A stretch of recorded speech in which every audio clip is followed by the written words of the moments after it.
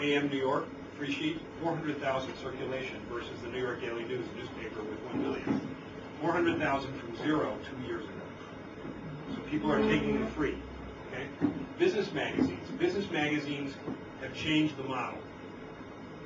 Increasingly, for example, Forbes, a big business magazine, has more circulation online than its print edition. This is a big change. TV, there are more people watching cable TV than network TV. So you have dispersion of audience. So on cable TV, you might have HBO or Cooking Channel or History Channel or Sports. It's no longer people just watching the main networks, Fry One or whatever. It's changing. Now, what are companies doing in response to this? For example, General Motors, which you know has trouble, but so to speak sometimes, their advertising on TV last year dropped 15%. Their advertising in newspapers, they cut by 60% last year. So you want to see an impact on the business? You take a 60% cut out of GM car advertising. It's huge, right? In 1 year, 2/3 drop. Okay. So it all goes into price properly, yeah. Famous countries. No, they move it to the web. They move to the web. With that value of... No, they take all together down, but mix, they put a higher percentage to the web. Newspapers become a small part of their proposition.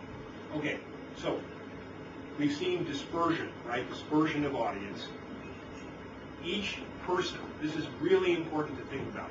When I read the print New York Times, it takes me a half an hour. When I go online, 8.5 minutes. Instead of reading one source for information, you go to multiple sources. Shorter periods, less attention span.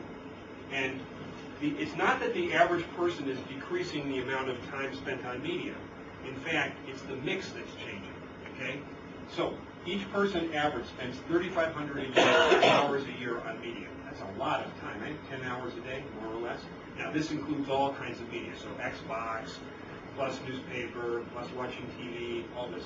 But what's changing is subscription media, so pay-per-view, or you subscribe to Sky or something like this. That's going up. Ad-supported media is declining. And that's a picture that is taking into consideration all kinds of items. I mean, only political news, or also nutrition. Everything. All media. This is all media. So all media and all subjects. Correct. Okay. Across all. Yes, that's right. What's the mainstream media doing? Look, they used to say, okay, we have the mainstream media here, and then we have the online here. No more.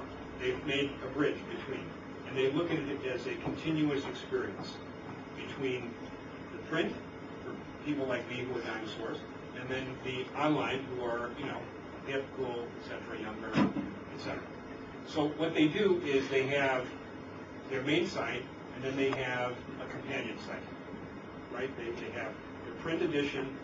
So let's, for example, talk about Forbes.com. Very interesting point. Media no longer is a walled garden. What do I mean by that? Well, it basically means Forbes takes content from 125 different sources.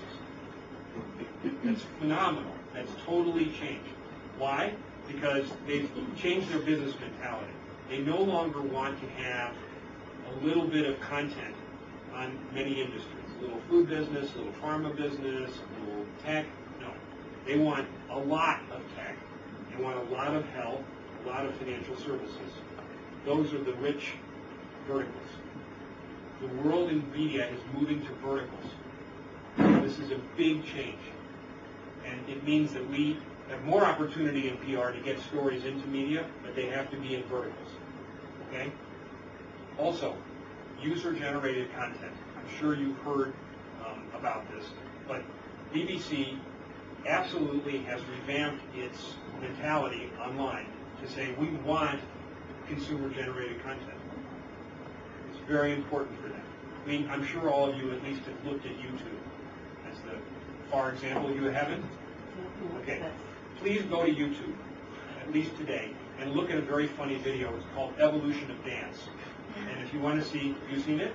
Anybody seen it? Yeah. It's this crazy guy who dances everything from Michael Jackson to Walk Like an Egyptian to, you know, Brazilian dances. He's a nut. But in 6 minutes, this thing has been seen by something like, I don't know, 25 million people worldwide. By the way, L'Espresso this week is saying that YouTube is dead.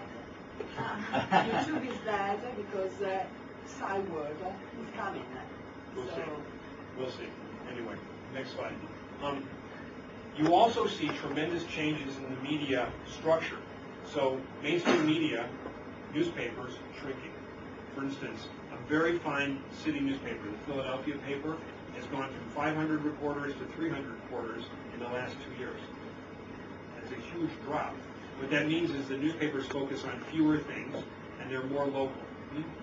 Also, you see mistakes, like BBC reporting on Bhopal, or you know about CBS and Dan Rather and the National Guard story, and they reported badly about President Bush, and it was false, and they had to apologize.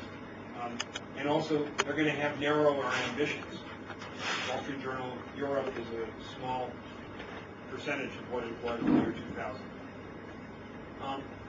I also think, and this is very, very important, you see now that media moves from its historic position, which is giving you news that they feel you should read, versus the new model, which is, in effect, Rupert Murdoch model, which says, look, I'm going to give you what you want to see because it's going to give me better ratings.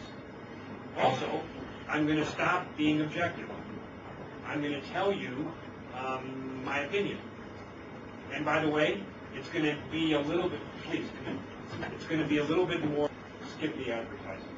70% to 90%, just skip through the ads. Which means you don't get the ads you, which is a big problem for Nestle or any of these. It's a big problem for you. How much does a machine of that kind cost? Is it a big investment? No, not at all. Unless it's like a DVD player. What is it, 200 euro, 100 euro? I mean, it's cheap.